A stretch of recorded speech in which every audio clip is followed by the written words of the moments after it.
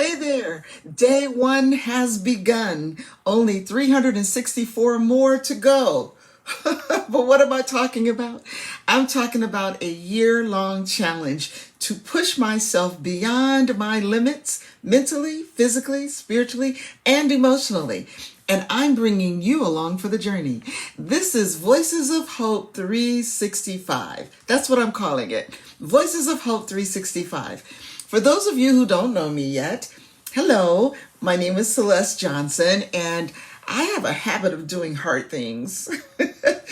Over the years, I've taken on some major challenges. For example, one thing that less than 1% of the world has done, and I've done it twice, is run a marathon. That's right, I ran the New York City Marathon twice specifically. Are you a marathoner? I know it's not a lot of us out here, but if so, let me know in the comments because you're another crazy person. But it was really, really great. Those of you who are not runners may be asking the question like, why would you want to do that? And actually, that's a good question. Why did I do it? Well, it wasn't because I was a natural runner, because I wasn't. But I did want a story. I had just officially began my speaking career, and I didn't have like that rags or riches story like so many speakers have. I hadn't overcome any major obstacles, health challenges, or what have you. So I figured if I run and complete the marathon, I'd have something worthwhile to talk about. And I do. Actually, my best-selling book was born out of that marathon called Dare to Succeed Despite the Odds. Plus, I wanted to prove to myself that I could do big and hard things, and I can. What I learned is when you commit to doing something big, it changes you. It changes how you see yourself. It changes what you believe is possible. It unlocked new opportunities and confidence, and it taught me that resilience is the bridge between pain and the finish line or success in general. Yeah, so if you've ever done anything that you felt like was outside of what you thought was possible, drop a note in the comments section. I'd love to cheer you on as well. So now we need to fast forward. That was back in, the first one was in 1997, then it was 2004. And so like 20 years later, last year, 2024, I was sitting at breakfast with a friend of mine, a dear friend of mine, Ed Gray. It was for my birthday. And we had this amazing meal. By the way, if you're ever in the Atlanta area, it's called Grits and Eggs. They had one, the one I went to was in Vinings, comfort food. Oh man, it was so good. Anyway, so we were about to leave and they brought us a to-go box with beignets in it. Like they were so good.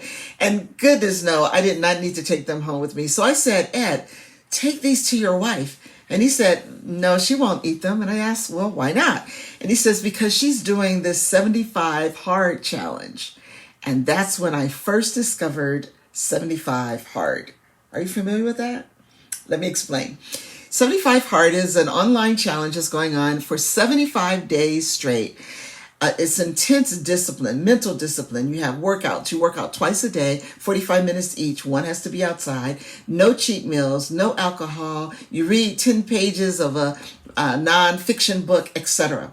It's a mental toughness challenge, not just fitness.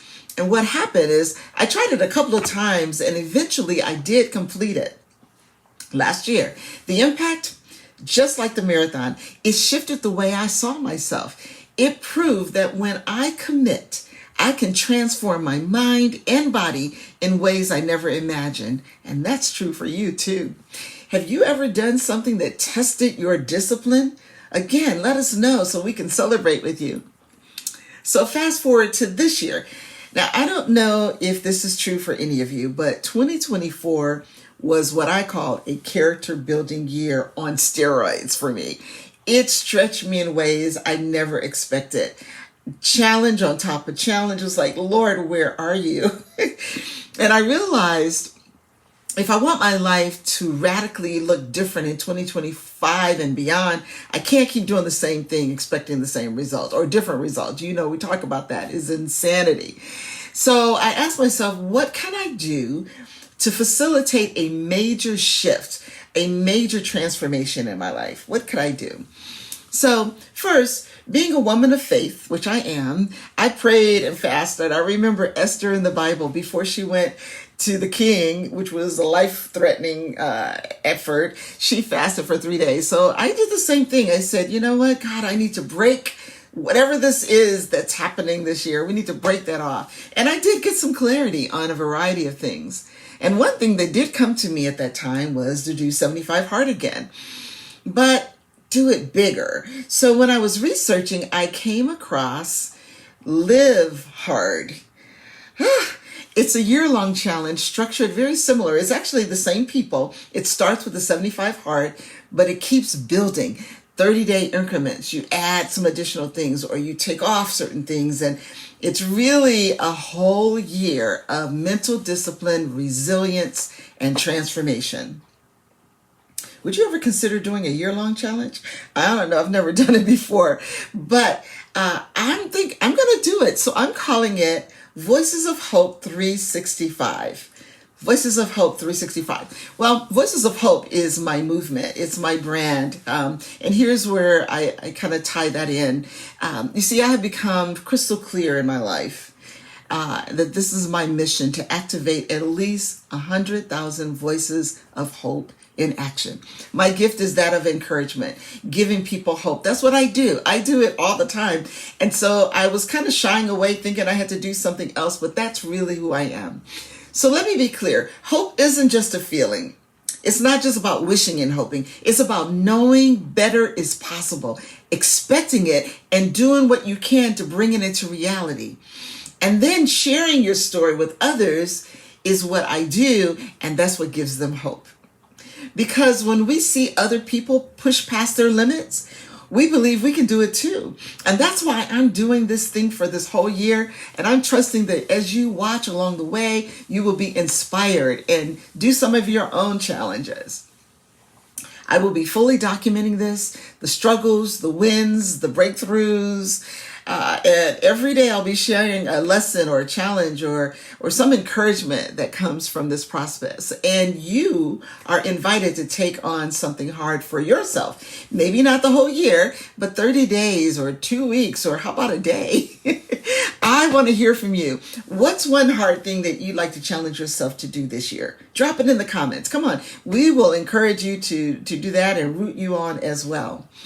So I'm going to close. I just wanted to do this announcement. Today is day 1.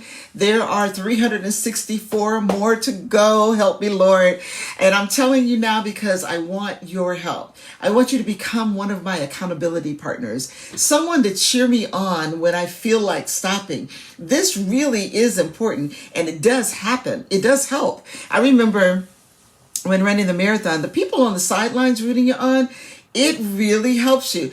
I remember near the finish line, the first time I ran, I was really ready to stop. It's like, what are you doing? But the people say, go, you can do it. You're almost there. Don't stop. And those voices just said, okay, I can do this.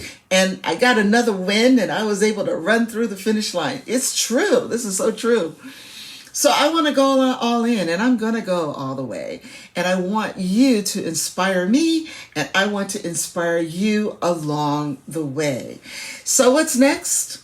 Tomorrow, if you would please like and subscribe so you'll know. Tomorrow I'll share more details on what I'll be doing and how you can build your resilience muscle as I build mine. Follow my journey. Hit subscribe. Follow, share with other people that may want to join in as well. Join the movement because hope grows when we take action, right? Let's do this thing, all right? I will see you tomorrow, day 2. Hashtag Voices of Hope 365. Hashtag live or live hard, either one. And hashtag resilience in action. That's my story, as Les Brown would say, and I'm sticking to it. My sister says that as well.